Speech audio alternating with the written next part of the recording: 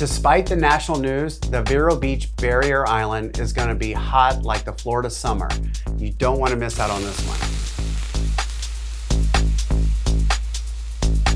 Hi, my name is Scott Reynolds. I'm the team leader of the Reynolds team here in Vero Beach. And today I wanted to talk about all about the Barrier Island here at 32963 zip code. So the market overall is doing really well on the beach side, and prices have, acceleration has decreased a little bit, but the average sales price and median sales price continues to slowly etch up. The inventory has increased, giving buyers more choices, which, at this time last year, they really didn't have as many choices. So it really stifled some of the sales. And that's why the sales are actually up compared to the same time last year.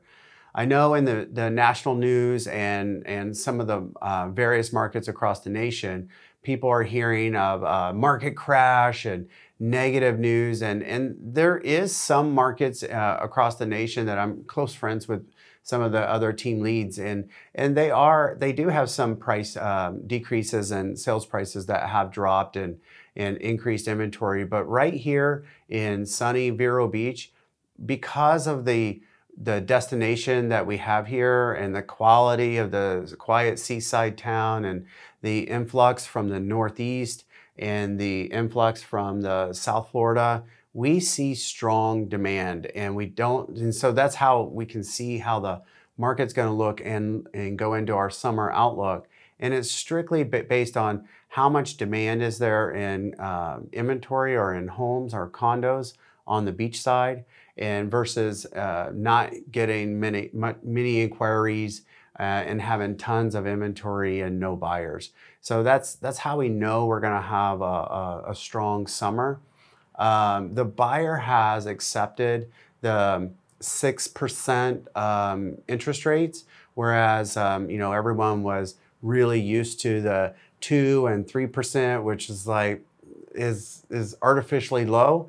And so that's normalizing a little bit. Actually, that is some of the reason why the sales were stifled a year ago. Actually, two problems. Inventory was low, and the shock of the interest rates of moving from 3 to 5. That was the time period that they were starting to move into the 5%, which was just sticker shock to everybody. And then all the news that surrounded that and what the Fed was doing and all that type of stuff. So now it's become a little bit more normal that what our interest rates are, which is creating some stability on top of having a good quality marketplace for buyers to buy their retirement home or their second home or their third home. So I wanted to give a little bit of background of the market overall, and then let's go ahead and dive into the numbers. One of the things that from this time last year, the inventory has increased almost over 100%, 105%.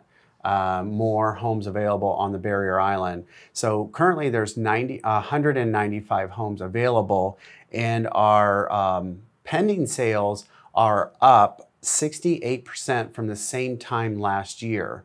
And our closed sales are up 22% from the same time last year. So that's remarkable. Same month, and supposedly, market conditions are good, but we're not seeing that here.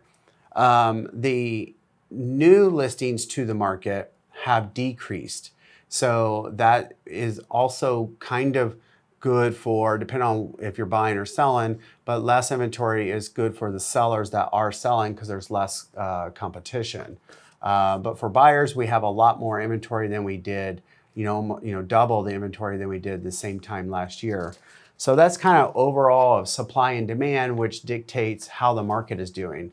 So, and with that being said, our months of inventory based on the current demand is only 2.6 months of inventory before you would have no inventory. And put that into pre-pandemic terms, our average months of inventory on the Barrier Island was normal, was 6-7 months of inventory, and it was totally normal. So for us to only have 2.6 months of inventory is super strong. The average days on market is 101 days, and that's looking at all the closed sales, how long it took for them to sell, and it was 101 days, which is up from a year ago. It was only 45 days, but keep in mind, there was no inventory, so some of the things were selling quicker.